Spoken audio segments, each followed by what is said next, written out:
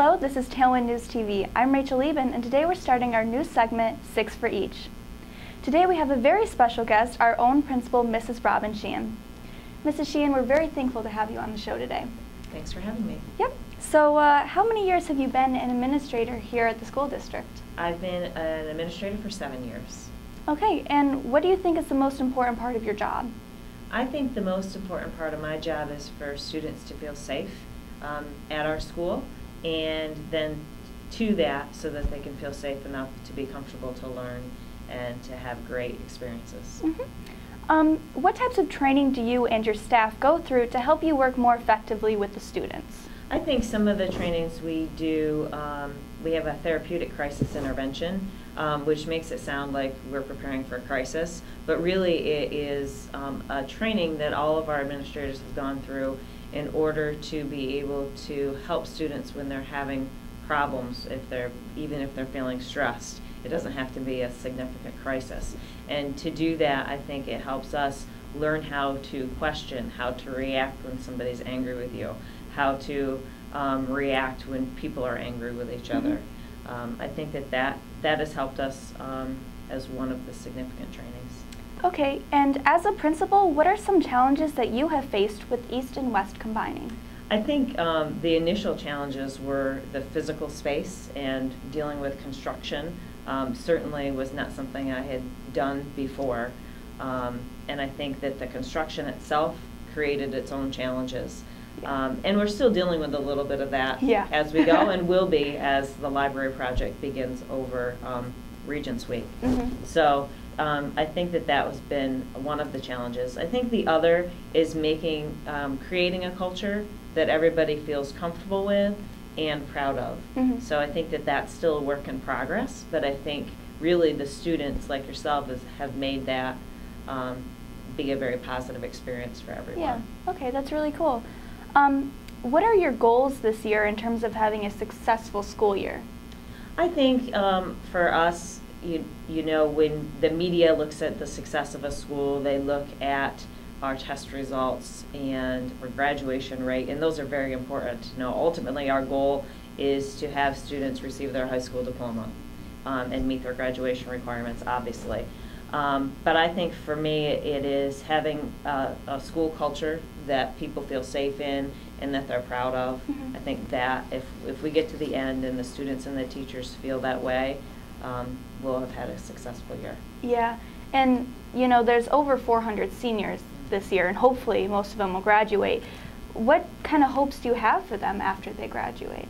Well, I hope that they become successful citizens and community members wherever that community is, and they feel like they've been prepared to face some of the challenges that they'll meet. So high school is a chance for students to prepare for the real world. In what ways do you think the staff is preparing students for college or jobs after high school? I think, you know, the content is clearly important to learn about, but I think it's the skills while learning the content in each of your classes that's equally important, such as learning how to express your opinion clearly, being able to base your opinion upon facts, something you can back it up with. I see teachers doing that all the time, whether it's finding text-based evidence or just finding something that proves your point. I think that that's a really good skill that our teachers do. And I think that a lot of our teachers and activities provide opportunities like this one with creating the Tailwind News that really lets you explore things you might want to do in the future, and I'm very proud of the opportunities we provide with that. Great. So as we all know, Hawk Day is becoming more of a tradition here at Corning Painted Post High School.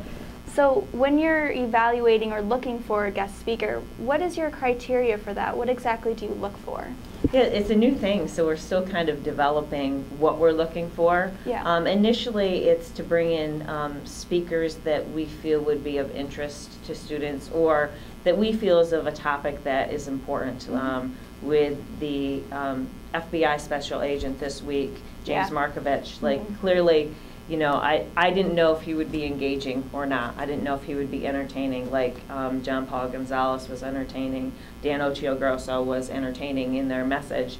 But I felt like with the FBI special agent, it was really important information for people your age and truly people my age to have. So I think we look for educational value, we look for interest value, and trying to think what students would be interested in and what could they get the most from. It's a challenge, and we're continuing to try to evolve what that could look like, and we're definitely open to ideas of what possible things we could offer for students during that time. Okay, so you're kind of experimenting along the way. We are, in a very positive way. I feel like what we've had so far is good, and different parents and students have come to us with ideas, so I think it can only grow to be a more positive experience as we go. That's great. Okay, so with bullying and cyberbullying becoming bigger issues, in what way is our school becoming more prepared for these bullied victims? I think for us, I don't know how you can be better prepared, but what we try to do is address every situation that comes to us to create our awareness of things that happen.